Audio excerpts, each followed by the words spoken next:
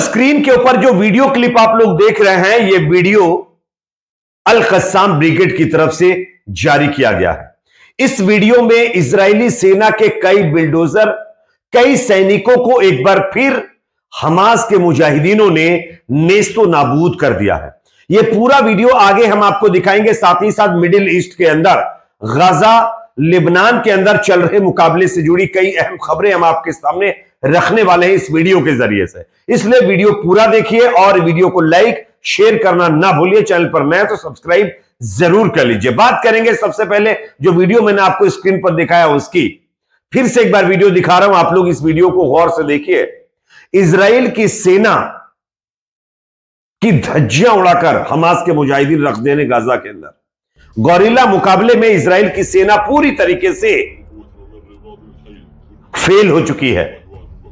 आप सब जानते होंगे इजराइल के पीएम बेंजामिन नेतन्याहू साहब ने यह दावा किया था कि हमने तो हमास को मैक्सिमम गाजा के अंदर से खत्म कर दिया है। अब उसके पास इतनी ताकत नहीं बची है कि वो हमारे ऊपर किसी तरीके का कोई हमला कर सके।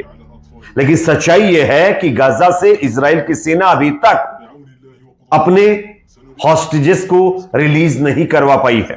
वो अभी भी गाजा के अंदर भी हमास के कब्जे में है। यह इजराइल की बहुत बड़ी हार है। लेकिन इजरायली पीएम नेतन्याहू ने जब दावा कर ही दिया है कि भाई हमने तो हमास को पूरी तरीके से नेस्तो नाबूद कर दिया है, तो उसके बाद जो सच्चाई है वो स्क्रीन के ऊपर आप देख रहे होंगे। अल कस्साम ब्रिगेड ने यह वीडियो प्रकाशित किया है जिसमें उसके लड़ाके जबालिया शिविर, जो गाजा का एक इलाका है, इसके यानी जबालिया शिविर के पूर्व में घुसपैठ की धुरी पर सैन्य वाहनों से भिड़ते दिखाई दे रहे हैं।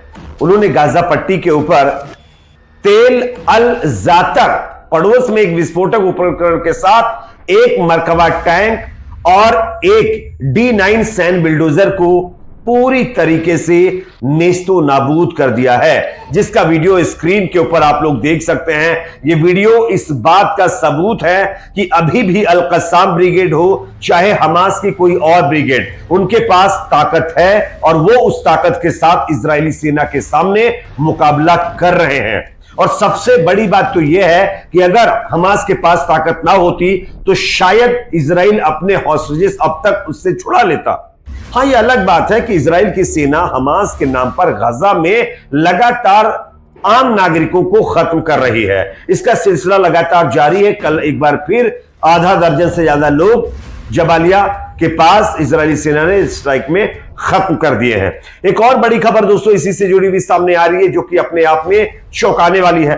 जैसा कि मैंने आपको स्टार्टिंग में बताया कि हमास की तरफ से इजरायली सेना के ऊपर बड़ा हमला किया गया और उसका रिएक्शन आप देख सकते हैं किस तरीके से देखने को मिला है। जो 4 जवानों की तस्वीर आप देख सकते हैं, इनको हमास के मुजाहिदों ने अल कस्साम ब्रिगेड ने कल निपटा दिया है।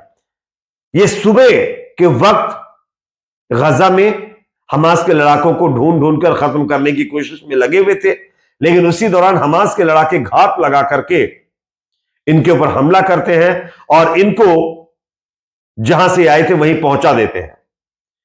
मैं आपको इनके नाम बताना चाहूंगा कि सार्जेंट और कज 20 साल का है ये जवान पहला। दूसरा सार्जेंट नेव यायर असुलिन 21 साल का ये है। उसके बाद सार्जेंट गैरी लाल हरू आइकिमा जो कि 21 साल का है। उसके बाद सार्जेंट ओफिर एलियाहू जो कि 20 साल का है। इन चारों के चारों को हमास के लड़ाकों ने खत्म कर दिया है। तो यह हमास की तरफ से गाजा में एक बार फिर इजरायली सेना के ऊपर बहुत बड़ा टारगेट हमला किया गया है, जिसमें इजराइल को जबरदस्त नुकसान हुआ है। अब बात करते हैं अगली खबर की, जो कि सामने दोस्तों आ रही है। हिजबुल्लाह के द्वारा इजराइल के अंदर जबरदस्त रॉकेट हमले किए जा रहे हैं, जिसमें इजराइल के कई क्षेत्र पूरी तरीके से प्रभावित हैं। लोग अपने घरों में नहीं सो पा रहे। लेकिन इसी बीच दोस्तों इजराइल से एक वीडियो सामने आया है, जो कि यह दिखाता है कि इजराइल के लोग किस तरीके से अपनी जिंदगी काट रहे हैं। फिलहाल इस मुकाबले के दौरान लाइव रिपोर्टिंग के दौरान एक चैनल के ऊपर, I24 चैनल के ऊपर, किरियात अता के मेयर किस तरीके से भड़क उठे हैं। वो ये कह रहे हैं कि अब रात को मैं सोऊं कहां, मेरा घर चला गया है। आखिर ये कब तक होता रहेगा?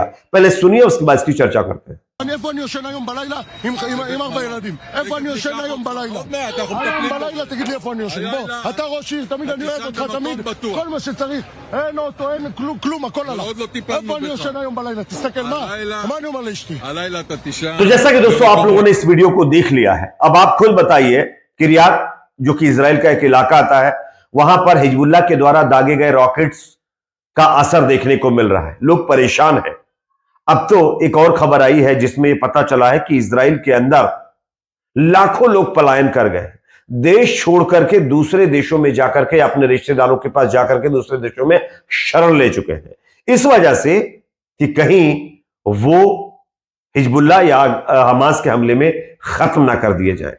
तो जो नुकसान इजराइल के अंदर हो रहा है वो आप टीवी पर देख सकते हैं। एक और बड़ी खबर दोस्तों सामने आ रही है। हूतियों ने एक बड़ा ऐलान कर दिया है। हूती आप सब जानते हैं यमन के अंदर लाल सागर में इजराइल, अमेरिका और इनके चमचे देशों के नाक में दम करके बैठे हुए हैं।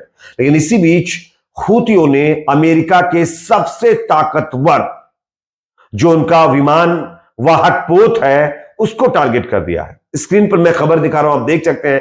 यमन के हौती सेना ने घोषणा की है कि उन्होंने अरब सागर में यूएस यानी अमेरिका का अब्राहम लिंकन विमान वाहक पोत और लाल सागर में 2 अमेरिकी नौसेना विध्वंसक को क्रूज मिसाइलों और बैलिस्टिक मिसाइलों और ड्रोन से निशाना बनाया है, जिसमें इन विमान वाहक पोत को काफी नुकसान उठाना पड़ा है। यह भी एक अलग तरीके का मुकाबला देखने को मिल रहा है। हूतियों ने भी अब कार्रवाई तेज कर दी है, जिससे अमेरिका और इजराइल काफी परेशान नजर आ रहे हैं। एक और बड़ी खबर दोस्तों सामने आ रही है जो कि बहुत ही अहम खबर है दोस्तों, नीदरलैंड से सामने आ रही है दोस्तों, जहां पर एक बार फिर एम्स्टर्डम के अंदर जबरदस्त तरीके से फसाद हो गया है।